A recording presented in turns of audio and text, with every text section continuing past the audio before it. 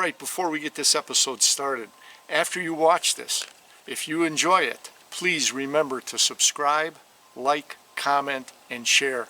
I really appreciate you taking the time to watch this video and my channel. A big thank you to you for that. Now, here's this week's episode.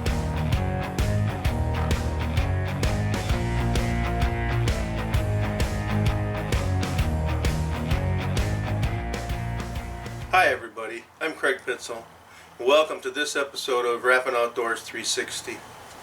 I decided to use our vacation to Arizona to get a little scouting trip through our hunting zone in Colorado, seeing how it was on the way. I'd like you to join me on a Recon trip for our first elk hunting trip in Colorado. It was about a 16-hour ride all the way through. Here's Denver. From Denver we followed 70 out to Grand Junction. Grand Junction is the northmost point on the zone we were hunting. We had to hunt.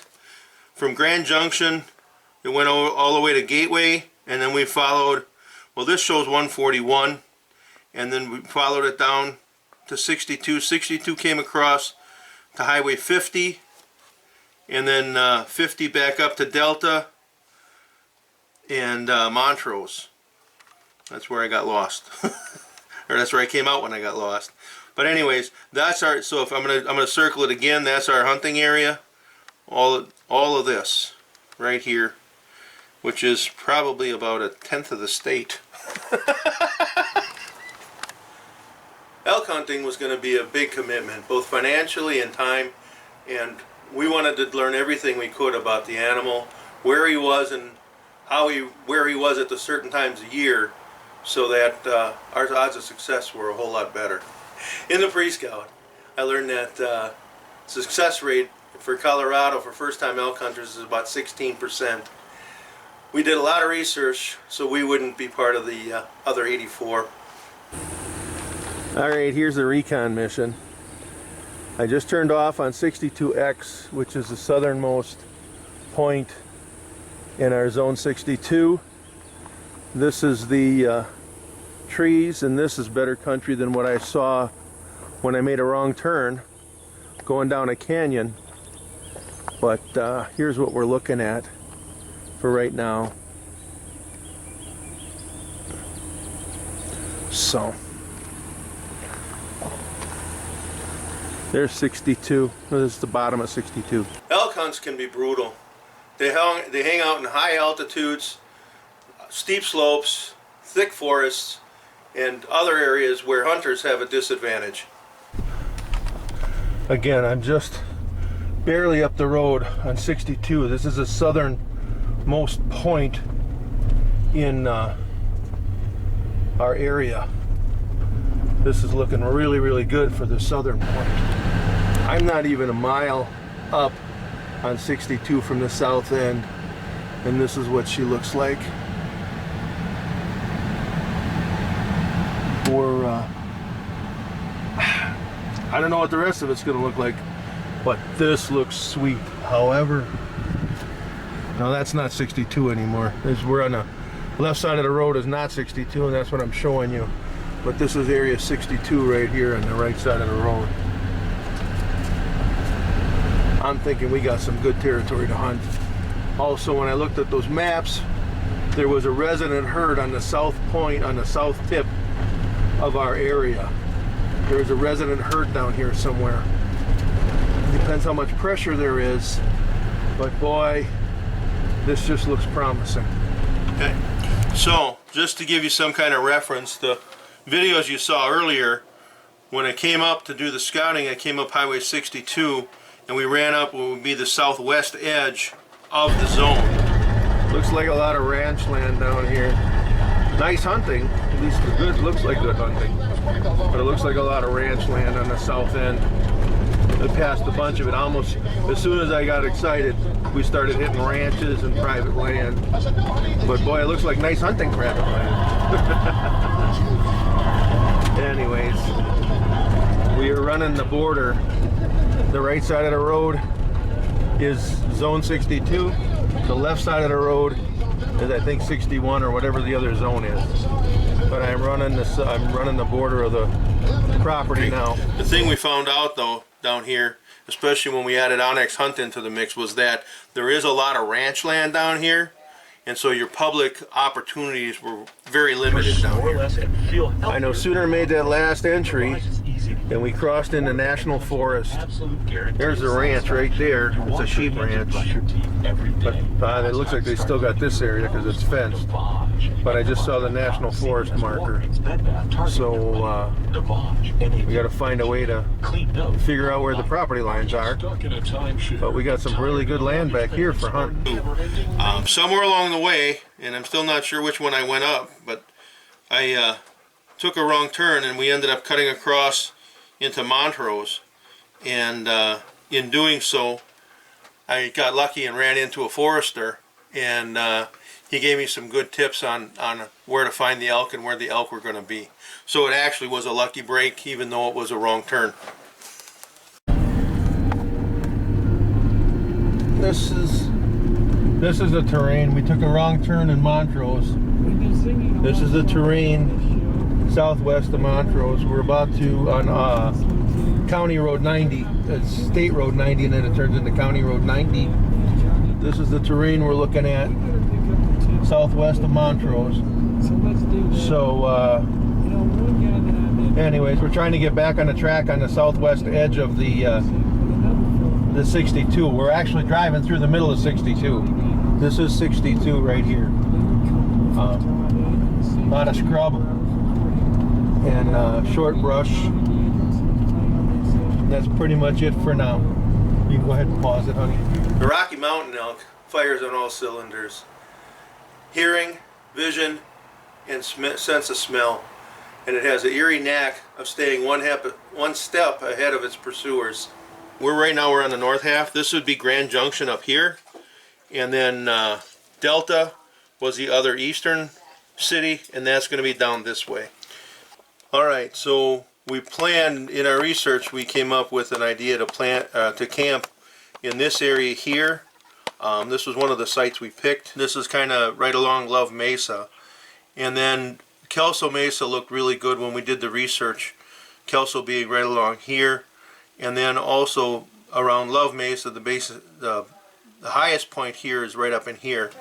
The area, when we looked, seems to have the water and the terrain that the elk use.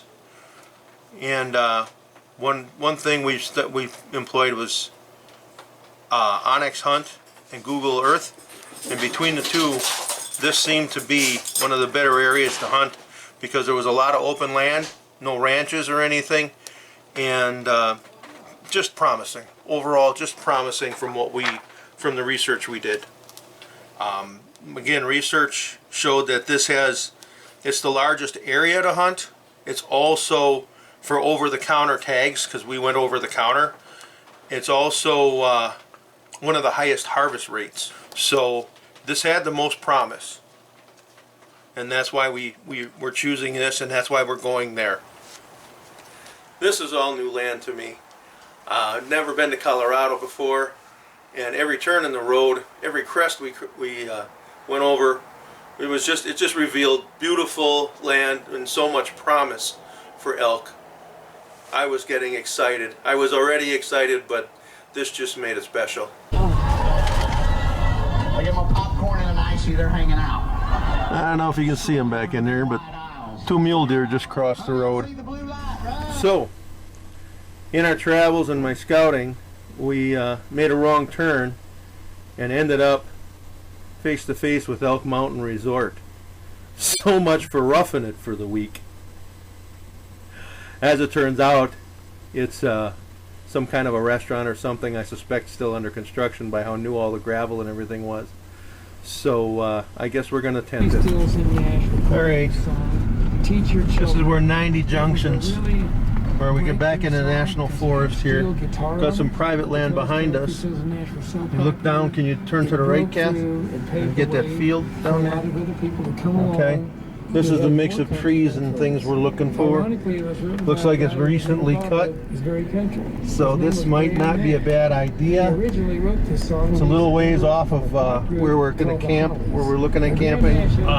Right now, we're on 402, heading kind of northwest. I believe if everything's right, it's hard to tell because they changed a lot of the numbers.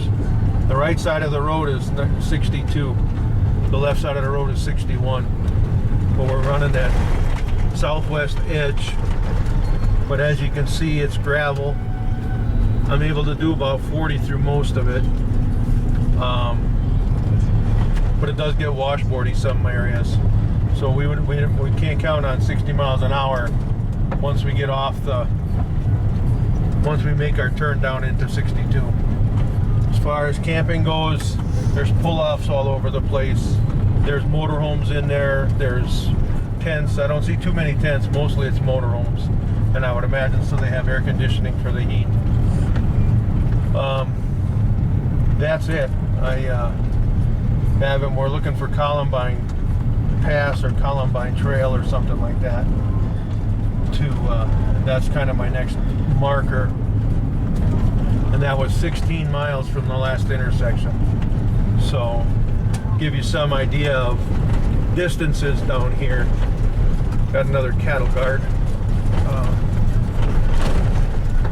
I don't understand them out here.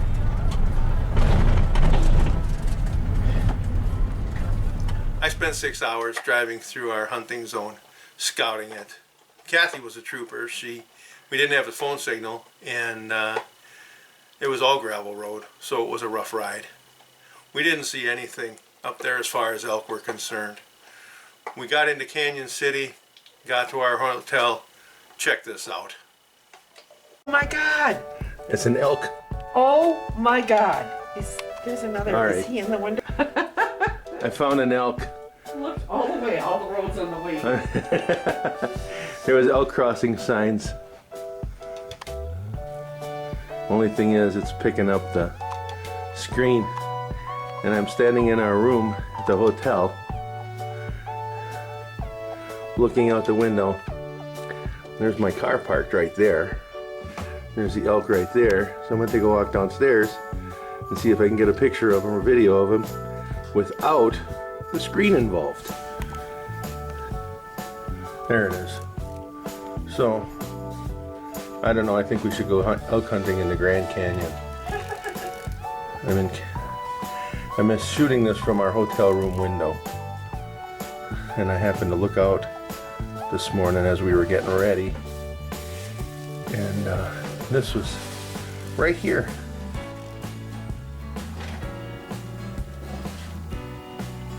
Maybe that's a pet elk that they put out there every morning for the guests. We'll zoom in a little bit and try and hold steady. Gonna be a nice bull.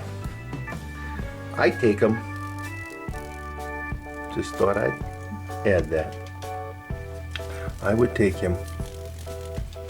Anyways, there he is. Like I said, there's my window, and there's my car. And we are in Canyon City.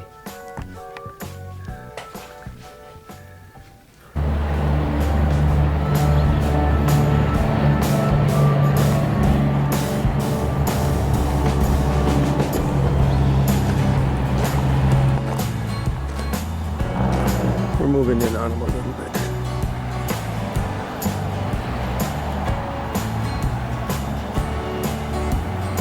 Don't want to spook them out into the road or anything.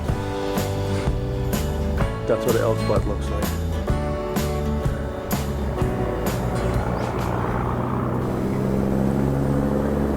Unbelievable. After all the time spent driving around in elk country and not seeing a single elk, here in the city, right along a busy highway and parking lot, this bull elk is oblivious to everything except the grass he's feeding on. Cars, people, nothing phases him. But in the wild environment, I bet he acts just like a ghost.